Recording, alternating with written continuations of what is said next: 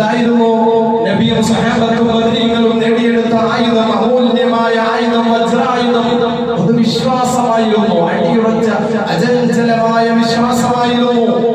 അചഞ്ചലമായ ഒരു വിശ്വാസമായിരുന്നു. വജ്രായുധമാക്കിയ ഒരാളെയും ആർക്കാണ് തോൽപ്പിക്കാൻ കഴിയുന്നത് എന്ന് വിശുദ്ധമായ ഖുർആൻ നമ്മളെ അടിവരയിട്ട് പറയുന്നു. വലാ തഹനൂ വലാ തഹ്സനൂ വഅൻതും അലൗന ഇൻ കുൻതും മുഅ്മിനീൻ. വിശുദ്ധമായ ഖുർആൻ നിങ്ങൾ യഥാർത്ഥ വിശ്വാസികളാണെങ്കിൽ നിങ്ങളെ ആർക്കാണ് പരാജയപ്പെടുത്താൻ കഴിയുക? നിങ്ങളാണ് സമൂഹത്തിൽ ഏറ്റവും ഉന്നതരെന്ന് ഉയർന്നവരെന്ന് വിശുദ്ധമായ ഖുർആൻ പറയുമ്പോൾ ഒന്നാമത്തെ വജ്രായുധം അടിയുറച്ചതായ ഈമാനികമായ അചഞ്ചലമായ ഏകദൈവ ആ തൗഹീദിന്റെ വിശ്വാസാധിഷ്ഠിതമായിരുന്നു എന്ന് നാം മനസ്സിലാക്കണം.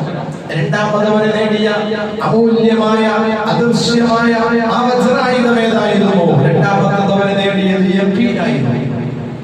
അല്ലാഹു സുബ്ഹാനഹു വ തആല ശത്രുക്കളുടെ മേൽ നിങ്ങളെ വിജയം നൽകാമെന്ന വാഗ്ദാനമാണ് അഷ്റഫുൽ ഖൽഖ് മുഹമ്മദുർ റസൂലുള്ളാഹി സ്വല്ലല്ലാഹു അലൈഹി വസല്ലം തങ്ങൾ സ്വഹാബത്തിന് പറഞ്ഞു കൊടുക്കുമ്പോൾ അക്ഷരാർത്ഥത്തിൽ അത് ഉൾക്കൊള്ളുവാനുള്ളതായ ഈമാനികമായ യഖീൻ അവരുടേതായ ആ ഒരു വിജയത്തിന് കാരണമായി.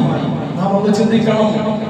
എത്രയോ കാര്യങ്ങൾ അല്ലാഹു നമുക്ക് ഖുർആനിലൂടെ ഹദീസിലൂടെ പ്രവാചകന്റേതായ ദിവ്യവചനത്തിലൂടെ പ്രവാചകന്റെ അധ്യാപനങ്ങളിലൂടെ എത്രയോ വാഗ്ദാനങ്ങൾ നമുക്ക് മുന്നിലുണ്ട്. എത്ര യഖീൻ നമുക്കുണ്ട്, എത്ര യഖീനുണ്ട് നാം ഒന്ന് ചിന്തിക്കേണ്ടതുണ്ട്.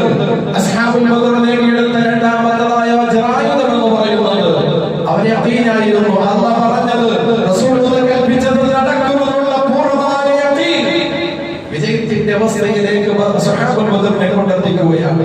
മൂന്നാമത്തത് നിർഭയത്വം എന്നുള്ള വല്ലാത്ത വജ്രായുധമായിരുന്നു.